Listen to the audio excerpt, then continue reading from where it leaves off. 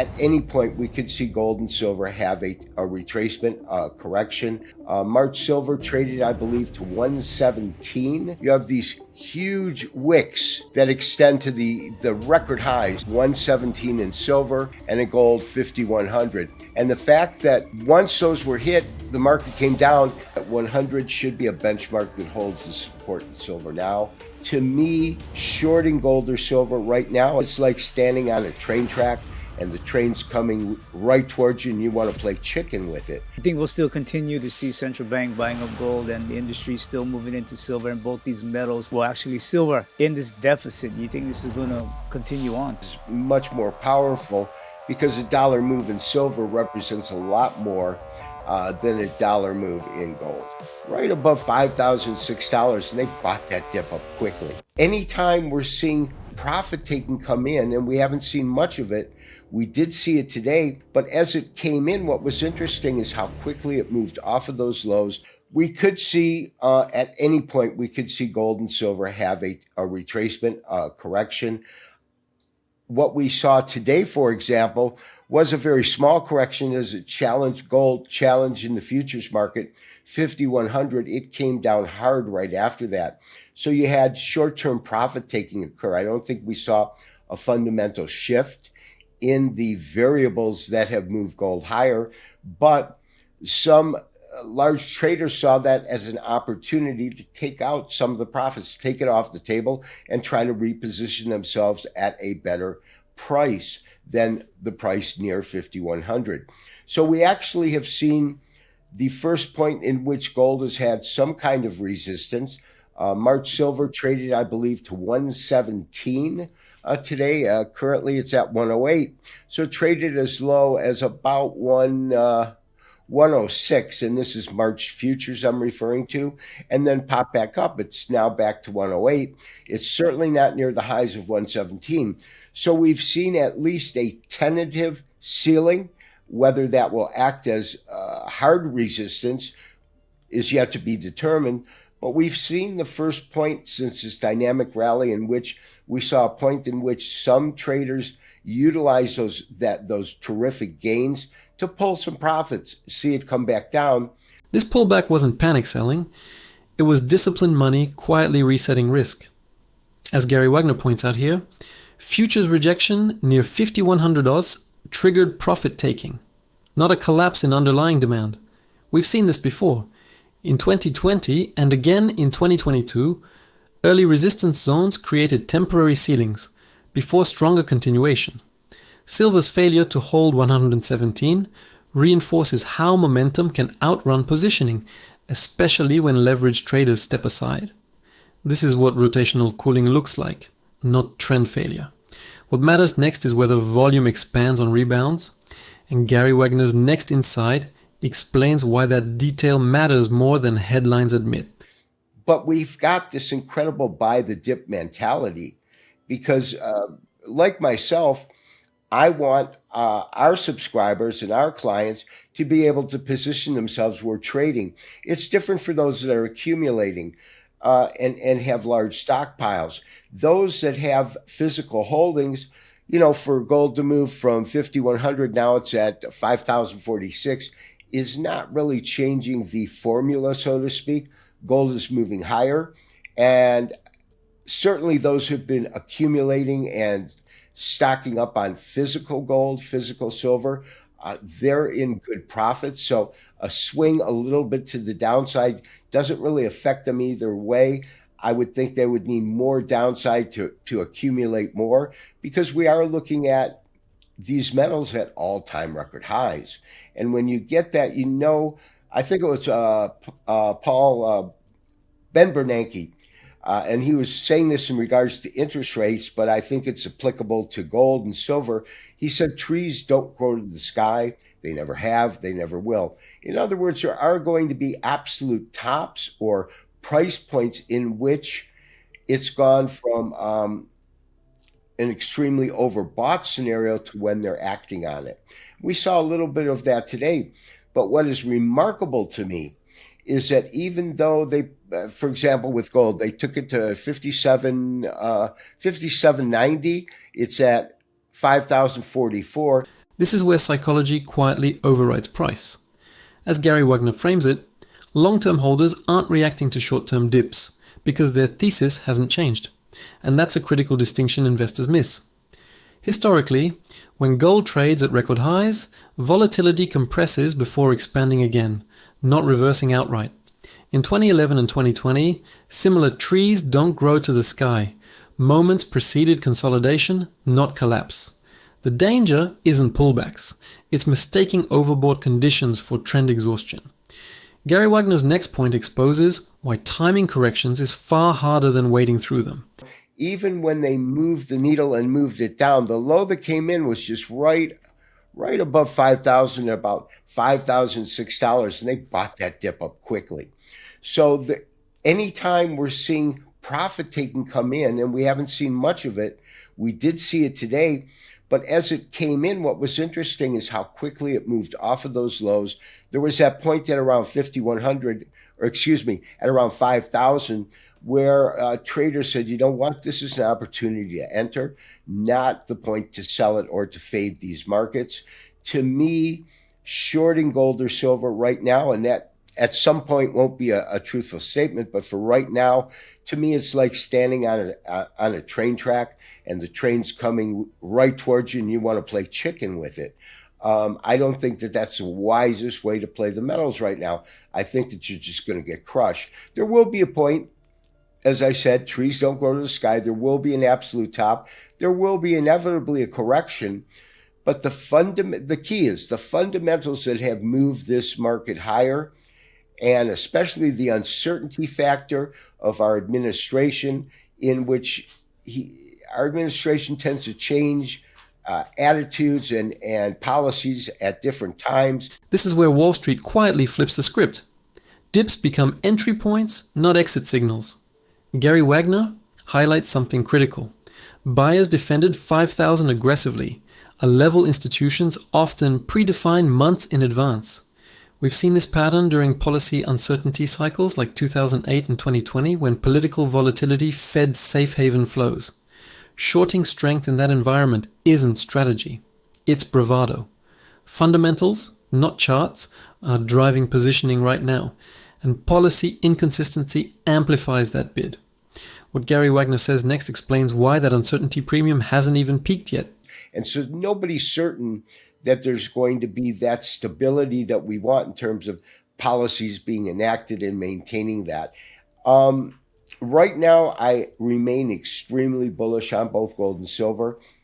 I have the caveat, though, at any moment, we can see it come down and actually enter a correction, and it doesn't necessarily have to be driven by a fundamental event.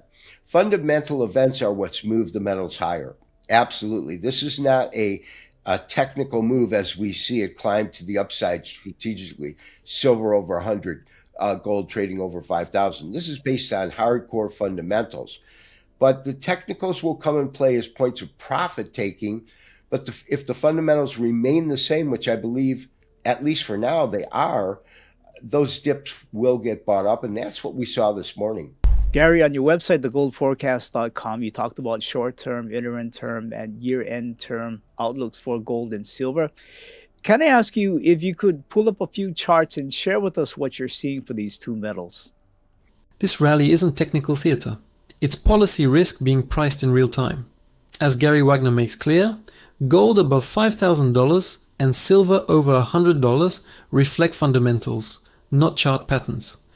In 2023 alone, precious metals outpaced global equities during periods of fiscal uncertainty, especially around election cycles and debt ceiling standoffs. Corrections can happen without news because profit-taking is mechanical, not emotional. What matters is whether fundamentals shift, and so far they haven't. Gary Wagner's chart perspective next reveals where institutional conviction still draws the line.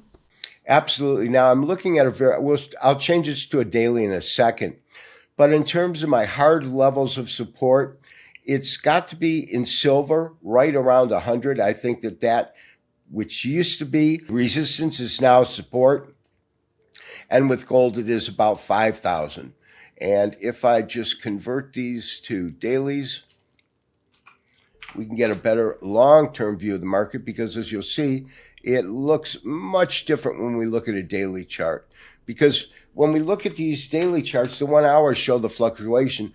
But what you see is today, for example, you have these huge wicks that extend to the record highs, 117 in silver and in gold, 5,100. And the fact that once those were hit, the market came down on a green candle. The bottom of the rectangle is the open, and the top of the rectangle is the close or current. And so you can see it is still above the opening price, 107. I get confused when I look at silver and I'm seeing 3 digits, but I'll get used to it. I really see the floor in silver long-term not being able, if it does breach 100, it's not going to go below 96 on a technical basis. Silver is strong, but look at what we're witnessing in gold. What sounds like casual chart commentary is actually a clear admission that psychology has flipped from resistance fear to support confidence.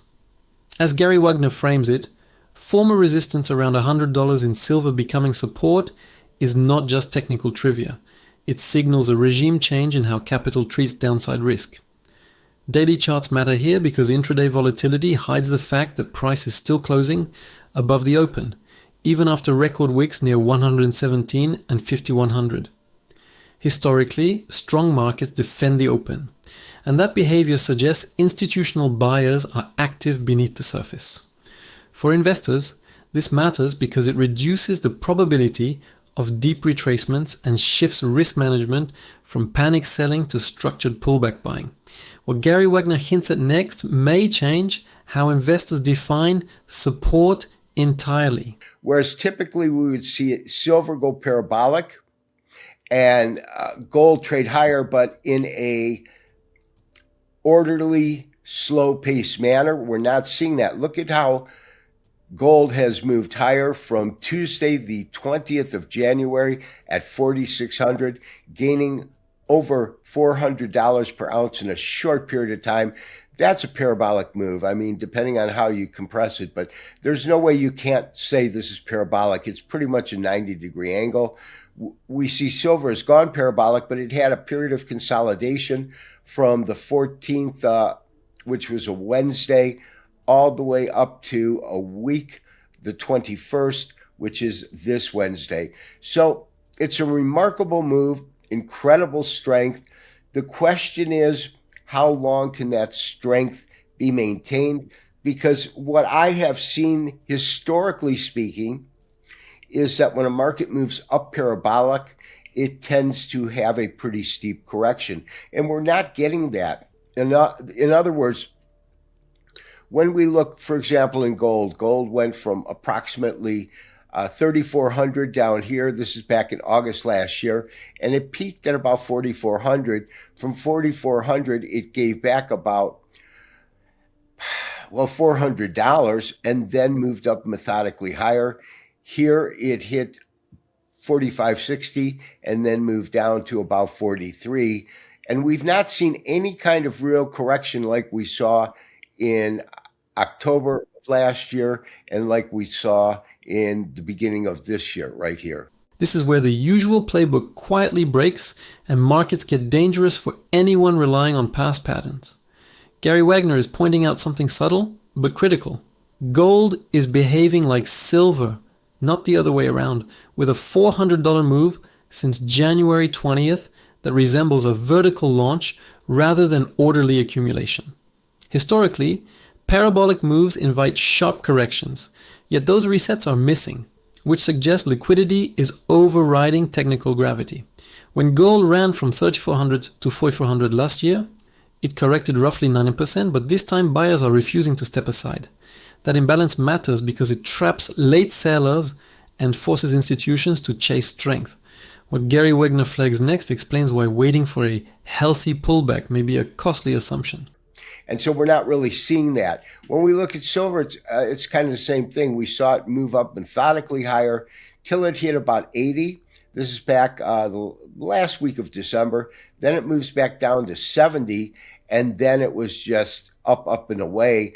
And you can see that Gold has been parabolic for more trading days. We're looking at a daily chart than silver. Silver really was consolidating while gold was parabolic, and now silver's had its third day of parabolic moves. But the question is, with candles like we're seeing here with this large wick and selling off, and that's in candlestick theory, it's called an inverted hammer. A hammer, you'll find the same pattern, very small body, very large wick.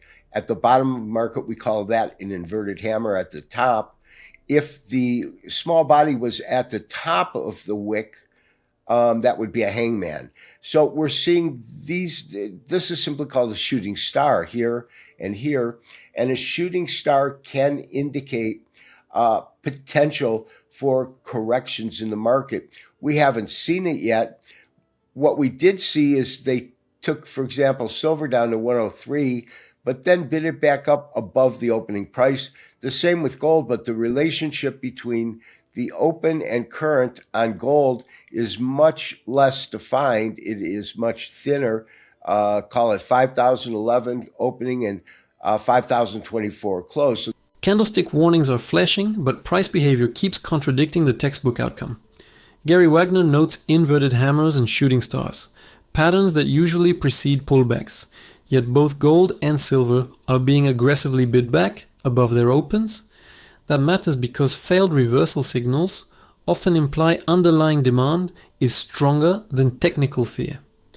Silver dipping to 103 and reclaiming the open suggests buyers are defending exposure rather than exiting risk. The thinner open to close range in gold hints at distribution attempts that are not gaining traction. For portfolio holders, this means short-term caution without assuming trend failure. What Gary Wagner explains next reframes why these warning candles may be losing their power. The differential's, about $10 to $11.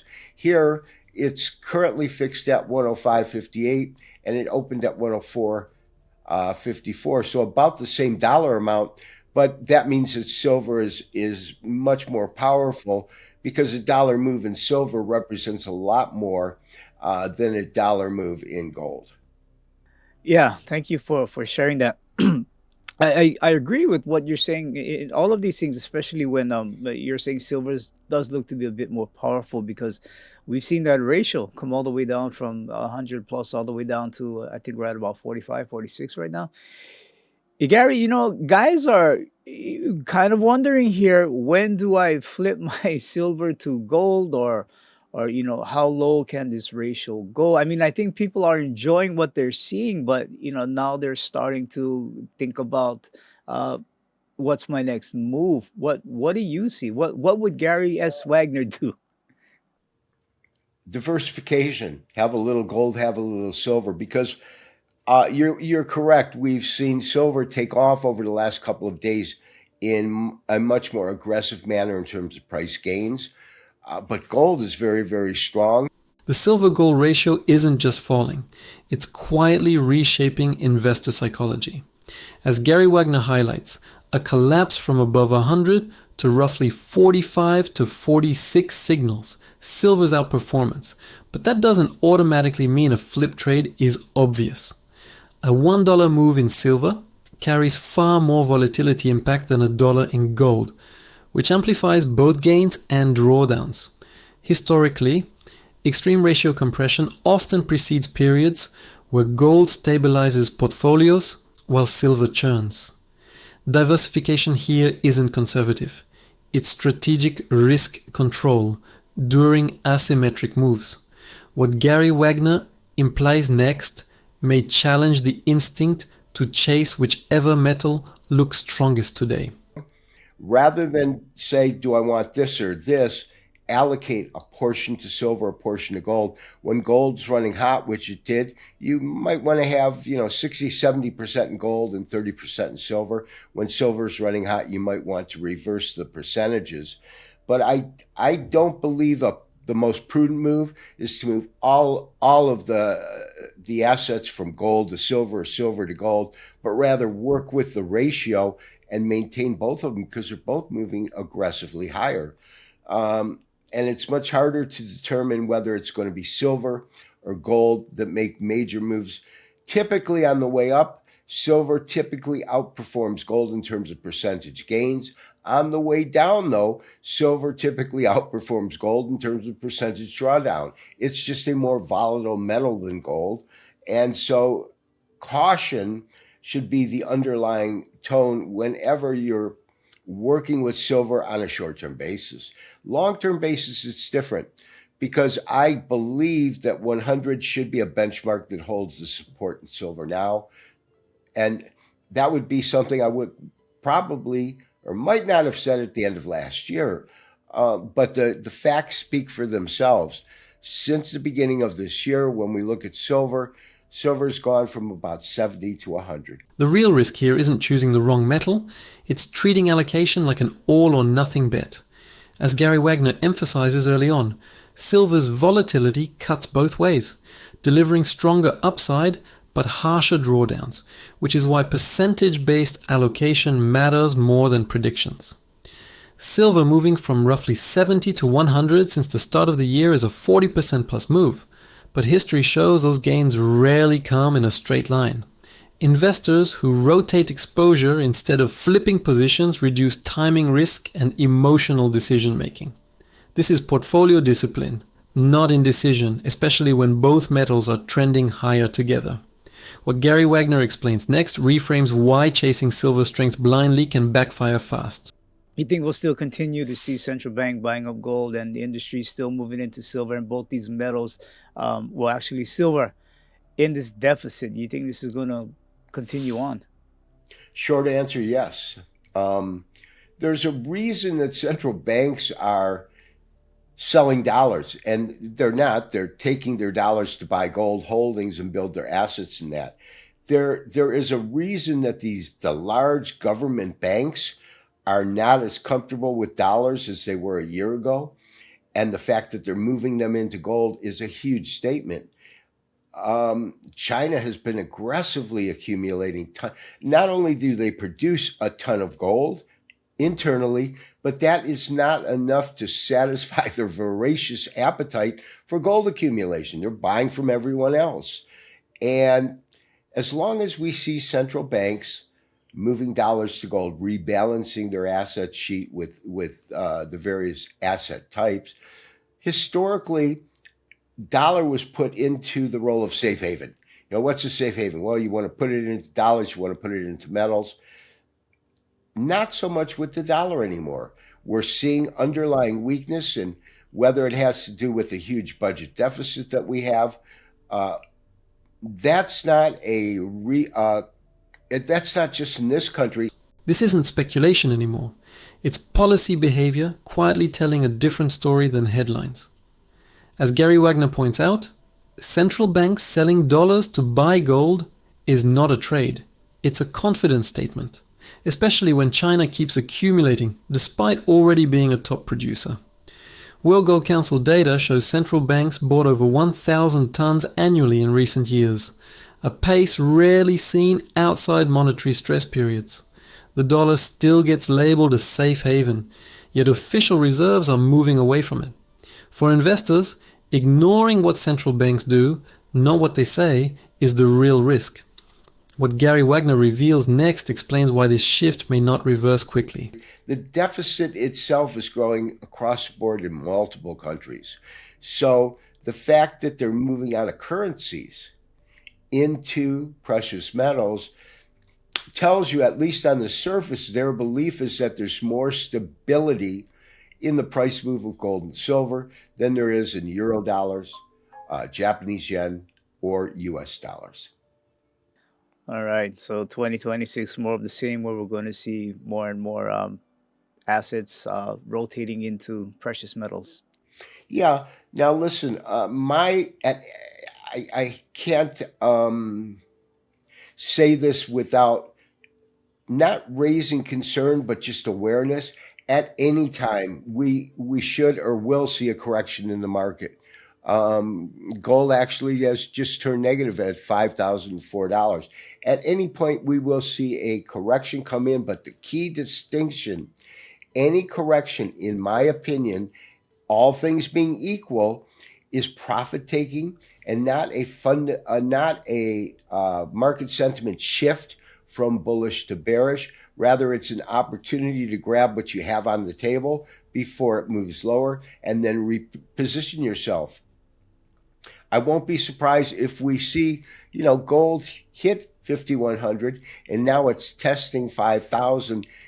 It's been holding that all morning. Now it's moving back up $5,010. So people buy the dips really aggressively in this market. Corrections are being mistaken for weakness when they're really stress tests of conviction. Gary Wagner makes a key distinction here. Selling pressure is coming from profit taking, not a breakdown in bullish structure, which changes how investors should react. Gold slipping briefly below 5,040 and reclaiming ground shows buyers are stepping in faster than in prior cycles.